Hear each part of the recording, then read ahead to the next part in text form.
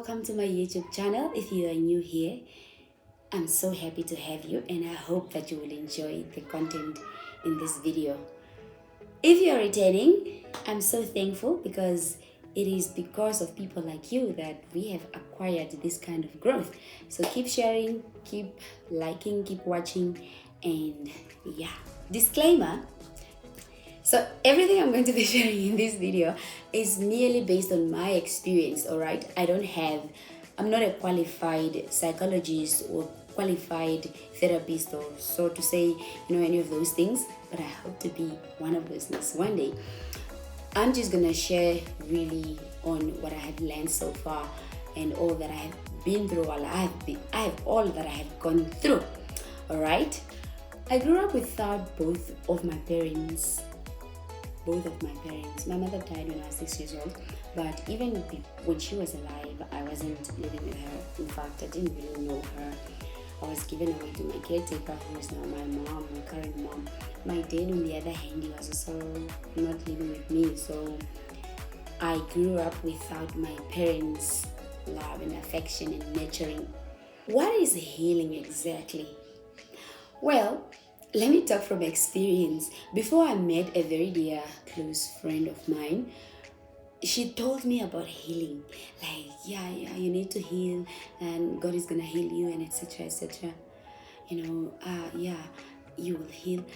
I was like, what? I need to heal? Like, I didn't know there was a certain kind of healing that existed beyond the physical healing. As in, like, I only knew the healing of the physical body. When you have a wound, you have to heal. When you are sick, you have to heal. But I never knew that there was another type of healing on the other side of life, the emotional healing. All right? So healing is when you are wounded. We are not only wounded, our curtain is starting. We're not only wounded physically when we have wounds in our bodies or when we are sick physically, but we are also sick emotionally. A lot of us have wounds on our hearts. We have wounds in our emotions. Our emotions are sick and they need to be healed. Okay?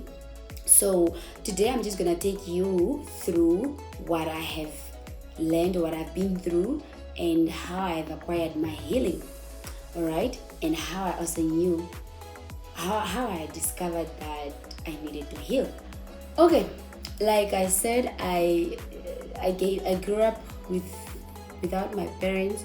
Now, this does not necessarily mean that just because I grew up without them, it's the reason. Well, yes, it is the reason, but let me put these few details here. You can grow up without your parents, but still be not normal. I'm not abnormal. And still function properly. Like, you won't be broken, right? When a person is broken is when something is missing, their heart is broken, there's a certain love that's lacking from their life, so it's different for everyone. Okay, you can be raised by your biological parents and be broken. You can be raised by someone who's not your biological parents and not be broken. All right, what do I mean by this? It means that your caretaker, whether they are your biological parents or not, they are still able to give you everything that you need: a mother's love, a father's love, like that. However, coming from the black society, our black community, it's so rare to actually for a child to receive their emotional needs, like for their emotional needs to be met. It's really rare. It's so rare. Like, almost everyone, one way or the other, have been broken. And there's this one common thing that happens in our society, in our black society, whereby children are born and then they are just raised by relatives. They are raised by they're raised by relatives. Reason being, it's because it's extended families. Some they can't afford the children, and etc. etc. That would be a topic for another day. All right. So in this environment, as you are being raised, one way or the other, your emotional needs are always not met. Now, since we were all designed in different ways, we all have different ways on how to react to the situations that we've been through. When I was a teenager, there was this girl that was always up in people's faces, looking for love and attention. And I was clingy. I was extremely clingy. Eh? And this went on, and probably one of the reasons why I could never even form any healthy friendships. And the older I grew, the emptier I got, the more painful my heart was, the bigger the size of the hole I had on my heart has gotten, up until I met some good friends that have really helped me to discover all of these things. But let me jump to where it all started. How have I really discovered this? Now, when I met my friends, that was back in my final year, 2018. And this particular friend has helped me to just get to know myself and shape me up, man. I don't want to go into those details for now. And I've reached some level. I've reached a certain level, and then they continued over the time. They continued. So in 2019, I went on a healing journey. Because I got to learn that I was angry at life, angry at family. It was a lot, it was a lot. But I intentionally went on a healing journey by the help of this person. And I really reached somewhere where I was fine. I could begin to form healthy friendships. And I thought I was okay. Not up until as time went on, I began to notice that there were still some traits that were going on within me, certain behaviors that were going on. And I used to be worried, but I'm this person that would pay attention to the tiniest details, all right? And so let me just say, for example, on the other hand, I was already detached from my mom while I was probably 2 years old, right? So me not receiving that affection from her has already broken me from that early. And then now she died while I was only 6 years old. So that has caused even more damage, all right? And as I grew into a teenager, then the void in me kept on increasing. It kept on increasing. I became more empty, and then I began to be this child that was just seeking for validation, seeking for acceptance, for love. It was a lot. It was a lot. And up until I met friends at a later stage in my final year. I met one particular friend who actually really came to make me realize how the bad state that I was in. And I then began to pick myself up, pick my pieces up, put my pieces together. And then later, as time went by, I met another friend who then came to actually just finish what this one started. So I didn't know this whole healing things, but all I know is that my life was in a mess. My heart was in a messy state. So as we began to be talking, I then shared my life story, and she said, no, you need healing, and so I'm gonna help you to go on a healing journey. So intentionally, I intentionally went on a healing journey whereby I had to face, basically by acknowledging everything that I went through, and then I had to face it and find a solution to how to find peace and just find the healing that I needed to. Okay, and I got fine. I honestly got fine. Like, I began to learn about myself, discovering who I am. Like, how I began to grow, man, emotionally. I began to grow. But then, as time went by, I got to realize that there were still some worrisome behaviors that I was portraying. Yes, and that is now in my adulthood. In my adulthood, there were some behaviors that were not okay. Let me give you specific examples. I didn't have friends, right? I didn't have friends growing up. I didn't have friends. Well, at least I could say I didn't have genuine friends. Primary school, I mean, we all have that one particular friend, but is those kind of friendships hardly even, last longer. When I went to high school, I could hardly form connections or friendships. I was always that child that was annoying. People found me so annoying, guys. But I had one best friend, at least, my best friend that used to be there for me, And even when I went to university, I mean, I was now the young adult, I still couldn't form those healthy friendships. People found me annoying. But I thank God for the ones that He brought, those ones that tried. Like, they came and they found me in the worst kind of state. And even them didn't even want to befriend me. But I thank God, because it's only grace that has, it is by His grace, I want to believe. So, when I became an adult now, I mean, slowly after my first healing, I have then begun to form friendships. And now the particular example I would like to give you is where I found myself still being clingy. I was clingy with certain individuals. It's not even everybody, it's just certain individuals. Whether they are in close proximity with me or they are far away, I would still be clingy with them. I want to be constantly in touch. I want to be, if we are in the same place, I want to be at this person's place. I want to be all around, And at some point I would question myself. Let me give you this another example.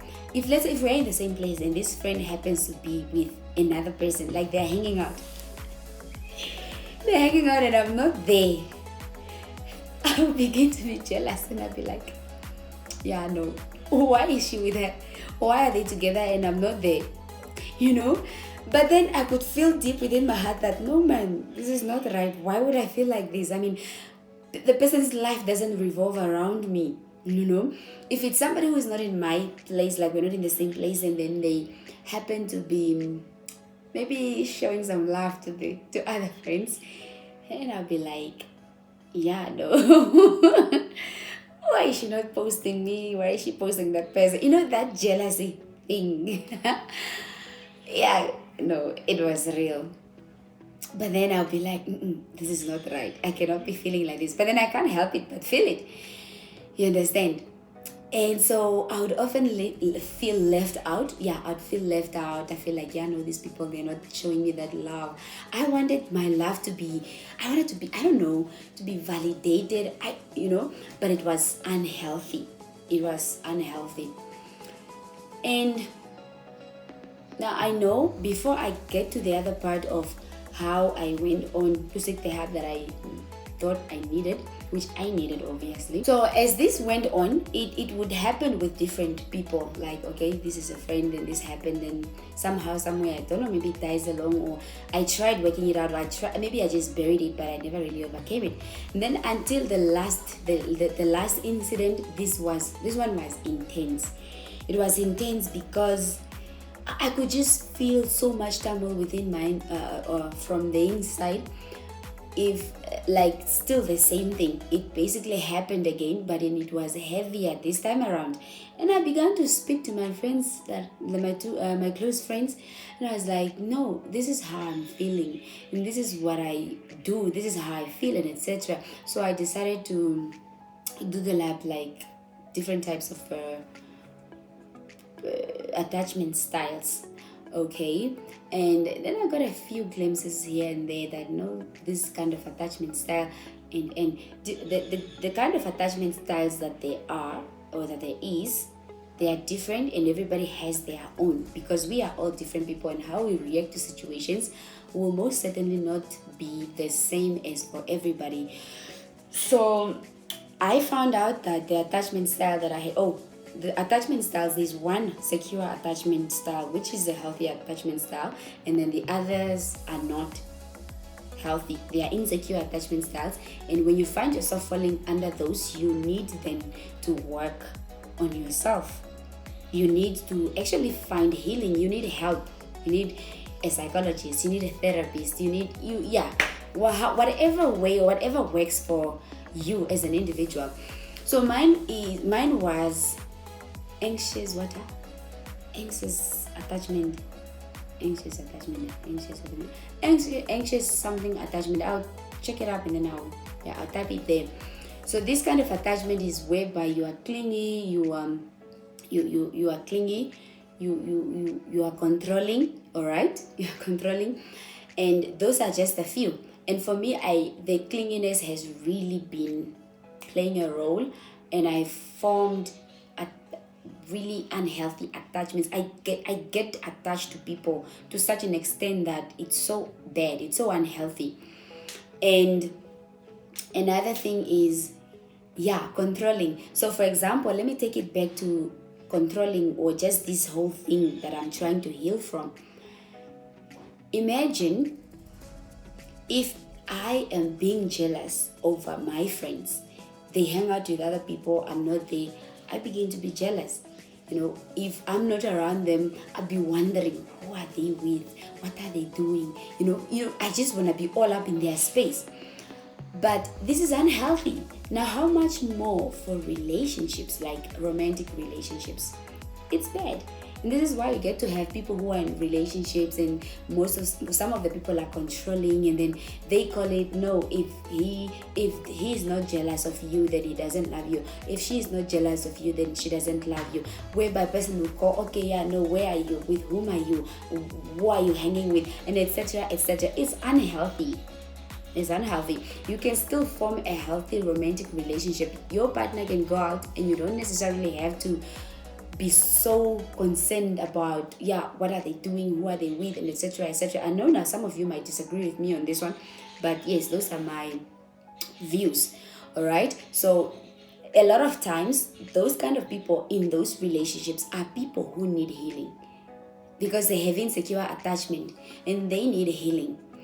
Trust me, a lot of our circumstances broke us. The way we were brought up, it broke us, because our people, our parents, our caretakers, they themselves are broken and they don't know better. Okay, and so but this one on relationships and whatnot, that would be probably a topic for another day. But all I can say is that it's unhealthy. Now, I know some of you might look at these things like, it's just a small thing. I mean, those bestie things like, no, you're not allowed to hang out with my friend, whatever. Those feelings, tiny like that, appear to be tiny, appearing in your heart. Pay attention to such things. Pay attention to such things, because that's when you get to know what is wrong with yourself, like what is wrong with you, and then you find a solution. Okay, so you need to pay attention, because it's the little things that actually develop into bigger things. And for me, I love details, or I love being intentional. Doesn't matter how small it may seem to me, I will dig it up and I will follow it up. Okay, so after I've spoken to my friends about how I was behaving and how I was feeling and all that, they said, you know what, it's high time, I think you need to go for therapy. Both of them told me like that on different occasions. And then I was like, well, okay, maybe I should consider it. But then I was also contemplating, because I was telling myself that I'm fine, Mos. I mean, I thought I came this far, I've healed. But deep down, I was like, okay, I'll give it a try. Until I gave it a try. And guys, guess what? I gave it a try. I had 2 sessions with a therapist, and that was last year, 2022. And mind you, it was in those 2 sessions that, it was an eye-opener. It was, I don't have the words to bring it out and just tell you how helpful it was for me. And one thing about therapy, in fact, one thing about us black people, us people from the black community, is that there's what should I say? The word is failing me. Like it's as if it's a taboo. A lot of us, we look at therapy as though it's something that needs. We look at it as though it's only people who went through dramatic experiences, like severe experiences that need to go for therapy. For example, people who have been raped, people who have been maybe involved in accidents, like you know. But but our growing up, a lot of us, the way we grew up, there was a lot of lack. There was a lot of lack, and that causes our brokenness. Right? You don't have to lose your parent to death for you to actually experience trauma. You don't have to be most of this trauma could be verbal abuse, physical abuse, child neglect, like you've been neglected, death now, like it's different things. And life is so crucial at the stage when you are growing up, and this actually follows you when you become an adult. And this is why we have a lot of broken adults in our society today, okay? And this cycle needs to stop, because now people think they are okay because this is the norm that we are used to, like we just have to follow the pattern. No, we need to do better. We need to find awareness, and this is exactly why I'm sharing this video, just to give that little bit of information that I have. Because when a person grows up broken, they become a broken adult who will get into a relationship, and that relationship becomes dysfunctional, because chances are mostly always that both individuals are broken, and then they reproduce, they have their children, and then those children will be raised by broken parents, and then they will be broken in the end, and that's how the cycle keeps on repeating itself. Yeah, so after my therapy sessions, guys, it's so beautiful. It's so beautiful because I got to learn that I was codependent, and if you can just check up some of the videos on codependency, you will get to know what it is about. But being a person who is codependent was somebody who is always trying to take people out of their mess. You think you are trying to be kind. It's like you want somebody to always need you, and then that kind of sort of like makes you feel like you are wanted, or I don't know. But all I can say is that I have gained freedom. I have really gained freedom, and I thank God so much for having friends that have recommended me to do this, because I don't think I would have thought of it myself. Maybe if I would have, it would have probably been at a later stage. And so I'm just passionate about this kind of topic because I know how it has, where I came from, and how my life has really changed. And yeah, so today as we speak, I have healed, but I must say that it's a process. It's a process, and it requires intentionality. You have to choose to stay on the healing side. Yeah, I hope I didn't leave anything out. If I have, well, I'll try to probably make it in the next video. Okay, all I can say is that examine your life. Okay, think of the things that you went through in your life. What things make you unhappy? Are there still memories that make you so sad when you think about them? One important thing that I forgot to mention is this. As us from the Black communities, it's as if we are limited from speaking up about things that we went through. Let me be specific, or let me be clear. We are so good at